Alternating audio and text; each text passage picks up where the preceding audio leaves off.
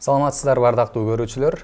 Бүгүн бизде конокто өзгөчө мындай сүрөттөрдү тартып, жалпы журтка таанымал болгон Зафер мырза биздин студиябызда. Саламатсызбы? Саламатчылык. Куш келипсиз. Саламат. Биздин биринчи эле сурообуз болсун сизге. Кыргыз өлкөсүндө жашап калышыңыз эмне себеп болду? Өзүңүз каяктан болосуз, ошол жөнүндө кененирээк айтып берсеңиз. Мен өзүм Германияда төрөлгөм.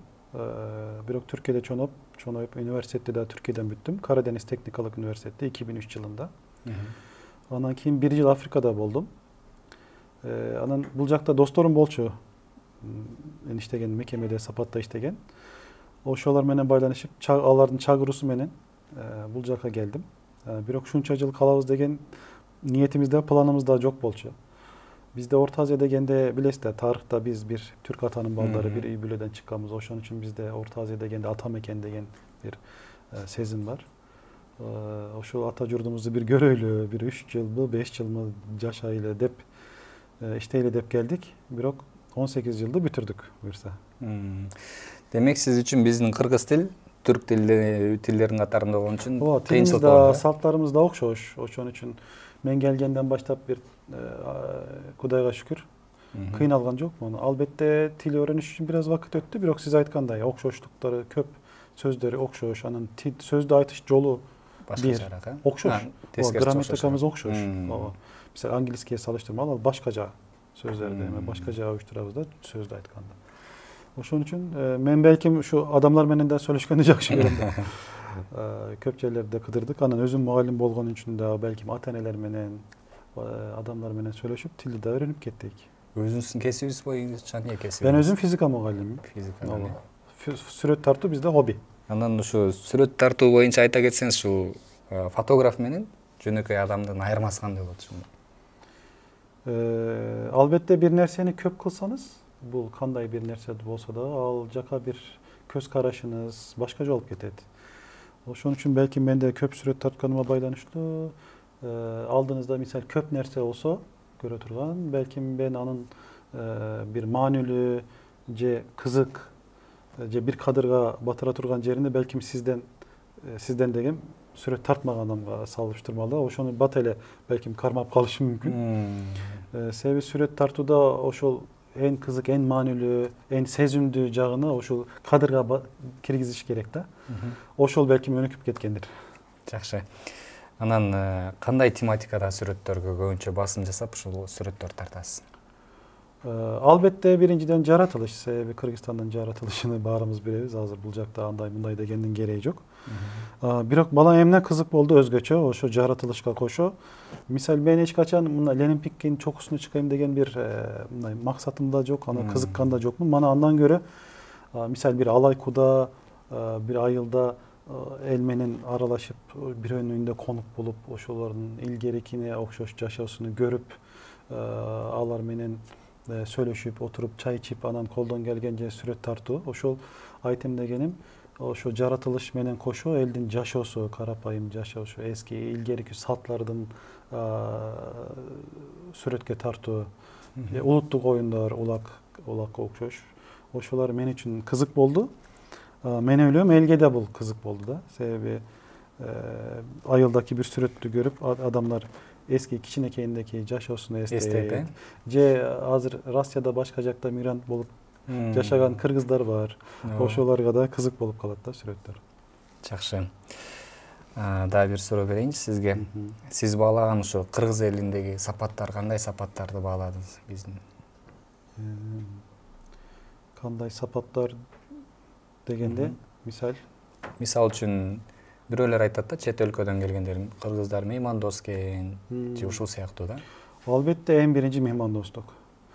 Мисал мен мугалим катары мүмкүн болгончо ата-эненин шартына байланыштуу, ата-энелер менен тааныштырганга үйлөрүнө барам да. Алыс жакын. Алыс болсо мага жакшы. Барсак, мисал кой союп берет. Мисал мен бул жыл эле, акыркы жылымда Чоң Алайда 3 баланын үйүнө зияратка бардым, ата-энеси менен таанышайлы. Себеби бул жакшы нерсе да. Ата менен таанышканда ата-эне менен мамилеңиз жакшы болот, баланын жашаган шартын көрөсүз, ошондон кийин бала менен да мамилеңиз жакшы болот. 2 күндө 3 үйгө зиярат кылсам, 3 тең кой союп берди да. Бул нерсени мисал мен башка жакта Түркияде айтсам, алар öte taң калыштуу болот. Бирок бул жакта бир эле маселе кой сою эмес. Айтайын дегеним ал киши колунда болгон бардык мүмкүнчүлүктү ошо конокко ыраазы кылыш үчүн, сыйлаш үчүн бул кедей бир киши болсо дагы колунда эмне болсо дасторгонуна жайып, анан сизди ошо кечинде конок кылганда сурап аракет кылып, анан эң жакшы мамиледе мындай сүйлөшүп, маанайды көтөрүп, эртең же ошол күнү кетип атканда колунда ошо болгон нерселерди дагы эле пакетке же пакетке да эмес, мисалы мен Алайкудан кайтканымда өткөндө кешик салып бериппи? Эме кап менен кайттым ошко. Ичинде сары май, курут, кымыз, андан кийин дагы Алайкунун ширин балыгы бар. Ошолорду жөнөттү, башка нерселерди жөнөттү. Мындай Кыргызстандай кооз жаратылыш албетте дүйнөнүн башка жактарында да бар. Бирок ошону кошо мындай меймандос эли, анан бул көчмөн кадимкидей жашоо, көчмөн халк, бул мындай меймандостукту башка жакта табыш аябай кыйын. Рахмат. Анан дагы кийинки суроо болсун сизге. Өзүңүздүн ушу кичи мамлекетиңиз жөнүндө айтып берсеңиз. Өзүңүз төрөлүп өскөн мамлекет. Мен Германияда төрөлгөм, бирок мен 4 жашымда ата-энем Түркияга көчүп келген үчүн анча Германия жөнүндө көп нерсе айта албайм. Türkiye'de olsa ben İzmir şаарından болом. Ал денизге жакын шаар. Ошондо байланыштуу сиз сураган жоксуз, бирок Кыргызстанга келгенимде мен Кудайга шүкүр бардык нерсеге тез арада көөнүп калдым. Кыйналбадым, бирок бир нерсени сагындым. Денизди сагындым. Себеби университетте да Кара Денизин чекесинде окудум. Ошо денизге жакын жерде чоңойдум. Денизди аябай сагынат экенсиз да. Бир эле ошо нерсе болду, мени сагындырган. Ошо ата-энем дагы эле Түркияда, ата-энем да 3 жолу Кыргызстанга келди. Аларды жайлоолорго апардым, Ысык көлгө апардым. Алар да ыраазы болуп кетишти, сүйүп кетишти Кыргызстанда. Өзүңүздүн үй бүлөңүз жөнүндө айта кетсеңиз, канча уулуңуз бар, канча кызыңыз бар? Şu 2 балам бар. Чону кыз 14 жашта, балам 9 жашта. Экөө тең Кыргызстанда төрөлдү. Жубайыңыз эмне менен алек? Ал да мугалим. Азыр үй бүлөм Ошто. Ошо үй бүлөм менен чогуу жашайбыз Ошто. Ошо угушубузча сиз чет өлкөгө кетип аткан экенсиз. Биз үчүн эми Кыргызстандын кандай жактарын аларга айтып бара аласыз? Кыргыз элинин чет өлкөгө. Барганымда албетте айтам, себеби бул жакта менин 18 жылым өттү. Анан 24 жашта, 23 жашта келип 41 жашта кетип атам. Бул белким өмүрдөгү эң маанилүү, албетте ар бир жаштын өзүнчө бир мааниси бар. Бирок мисалы мен кайра төрөлсөм, кайра ушундай бир мүмкүнчүлүк болсо, кайра ушул 18 жылымы Кыргызстанда өткөндү каалайт элем да. Албетте барганда көп нерсени айтам, бирок мен ойлойм, айткандан көрө şu сүрөттөр аркылуу ал жакта дагы көргөзмөлөрдү уюштурсак, азырдан дагы ал жактагы кыргыздар менен байланышып атабыз.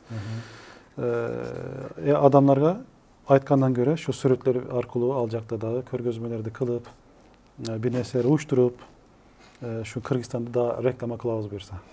Сыр болбосо кайсыл өлкөгө кетип атасыз? Америка мамлекетине барам буюрса. Ал жакта да мугалим болуп иштейм. Кайсыл штатка кетип атасыз? Техас штатына. Неге кетип атасыз десеңиз, сиз сураган жоксуз. Эмне себептен ошол суроого келейин деп аткам да, азыр чакырткы суроолорду беребиз. Кыргызстан эмес бул жакта. Мен бул жакта жумушум бар, Аллага шүкүр. Мени бул жакта көп киши сыйлайт. Бирок кандай десем, сизи көп киши сыйласа бул жакшы эмес да. Ошол аркылуу мен бир мектепке тапшырдым Америкадан. Анан өтүш кыйын болчу. Бир тапшырып көрөйм дедим. Анын сынактарынан өттүк. Анан кийин визага тапшырдык. Визада билесиз да, чыгат чыкпайт. Визадан да өттүк. Анан билетти да ал жак мектеп алып турган болду.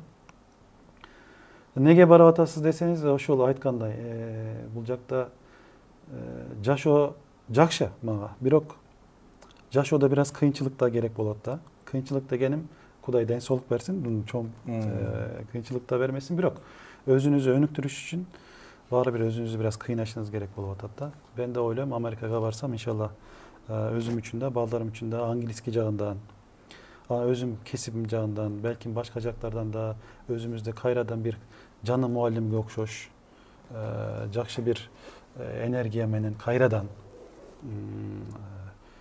Özümüzü biraz kıynap önügöm dep oylap atam. Anan çın yürekten aytып atam. Bargaным belgili olgandan beri şunday. Gün sayın ertem menen turganda da şu sözüm menen turam. Buyursa bir 5 yılın içinde kayra 5 yılın ayağında. Sebebi 2 yıldan ki barıp gelsem ança da faydası tiyip Vizan da 5 yıl kalgam. 5 yıldan keyin kayra Kırgızistan'a gelem degen bir çın yürekten bir niyetim var.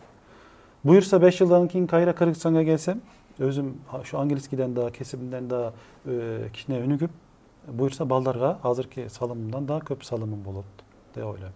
Жакшы, анда ийгилик каалайбыз сизге. Rahmat olsun.